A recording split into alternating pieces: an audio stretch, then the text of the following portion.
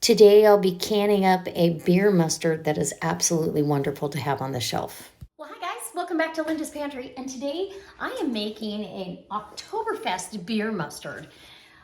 Mustard has been just kind of hard to find really good mustards, and Dijon mustard is one of them.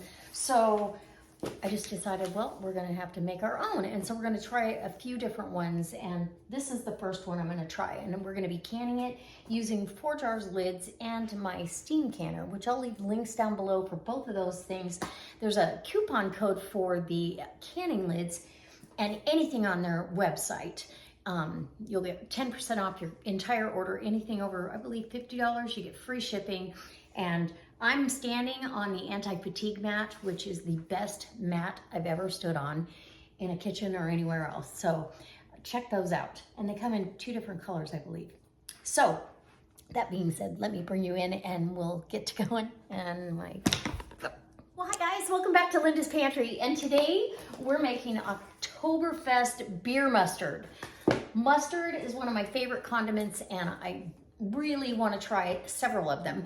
There's 3 in here that I want to try, and I'm also going to be making, I've already got the mustard seeds started, a Dijon mustard. So this one, we're going to can this in 4-ounce jars. That's per the instructions in this book, and I'm on page 274. So that's where you can find the recipe.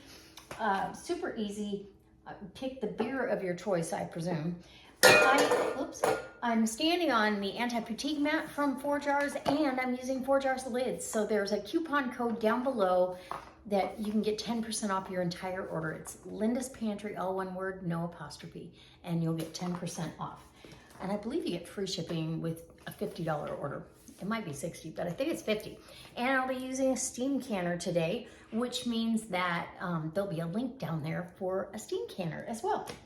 Okay, let's come on in and I'll show you how this recipe goes. So the recipe calls for 1.5 cups of beer and a cup of brown mustard seeds. And these mustard seeds, that is exactly what's in here. It's 8 ounces. So we'll use the whole package of these brown mustard seeds. And I need to order some more. And if I can get the package, there we go. Get the package open. And that's exactly what they look like, brown mustard seeds. It says to combine in a medium saucepan your beer and your mustard seeds. Bring to a boil over medium-high heat. Remove from heat and then cover and let stand at room temperature until the seeds have absorbed most of the moisture. And it says it's about 2 hours. So I'm gonna open this beer, and I'm using an amber ale for this. I think it'll be fine. Well, I can get this off. There we go. So we want 1.5 cups of beer.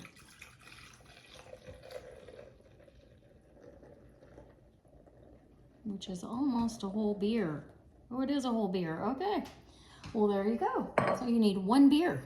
And we're going to pour that in. And off we go to the stove.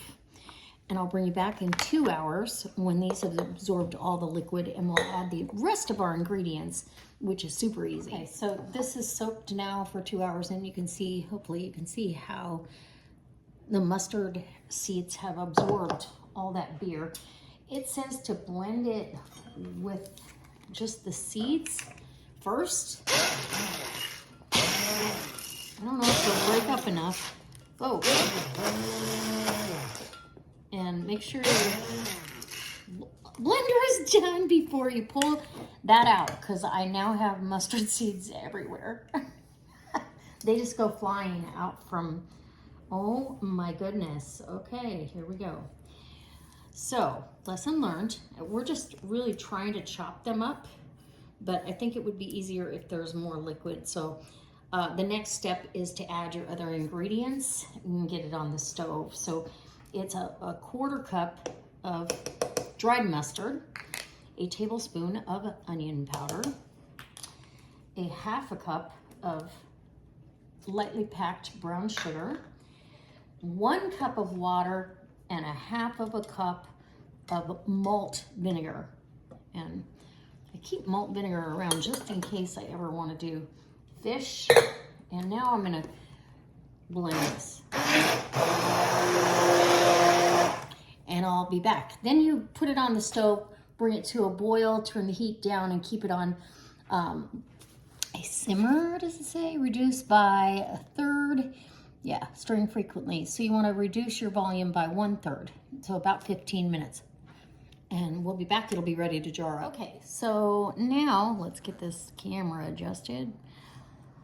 Let me just tell you, this is not the easiest thing because reducing it while it's simmering, it wants to plop and make a mess. Plop. Every time it bubbles up, it plops a mess.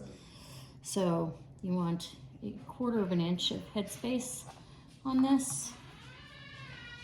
And you don't really have to debubble necessarily, but 1/4 of an inch, a little bit more, and to the next jar. And hot jars, I've had those in the steam canner, and there we go. Okay, hot jars, hot mustard, and let's get this nice 4 jars flat on there, and a 4 jars ring. And just finger tight. And you do want to heat the lids up. Okay, so look at that beautiful grainy mustard. So good. So put that over into the canner and wait for the rest of the crew. If I have extra, I will just jar it up and put it in the fridge and we'll eat it. It wanted you to reduce it by 1/3, but like I said, it was pretty hard to get it to reduce without just making a giant mess.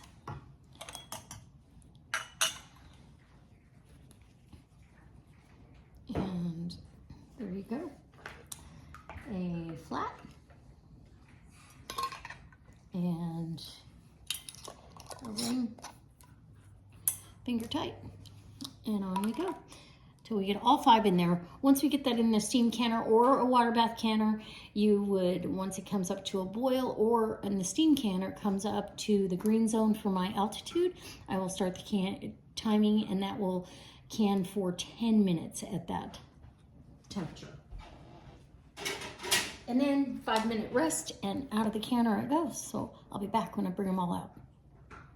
Okay, so the end result, these were in the canner for 10 minutes and cooled for 5. So these little 4-ounce jars are perfect for gifts and getting through there, you know, using them up quickly.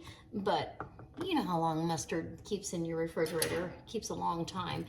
There was enough for the extra jar, which it's not approved to can 1/2 pint jars. It's only approved, the recipe's only been tested for 4 ounce, probably due to the viscosity of the product. But this one, as soon as it cools down, it'll go in the refrigerator, and that'll be for us right away. And I cannot wait to taste this. It smells so good, and tasting it hot and tasting it cold is 2 different things. But it did say in the ball book, it makes about 5 4-ounce jars. So I would plan on extra, just because I followed the instructions exactly, and I got quite a bit extra. Actually, there was a little more than this. So that's how that's going to go. And these will be nice gifts. These will be nice to have on the shelf when you can't find mustard, and you certainly can't find this kind of mustard. But yeah, I haven't been able to find hardly any Dijon mustard, so that's in the making on the back burner right now. If you'd like to see me make that or any of the other mustards, let me know. All right, guys, I hope it inspires you to get canning, and don't forget 4 jars. This mustard has a unique, tangy flavor that is undescribable. It's so good.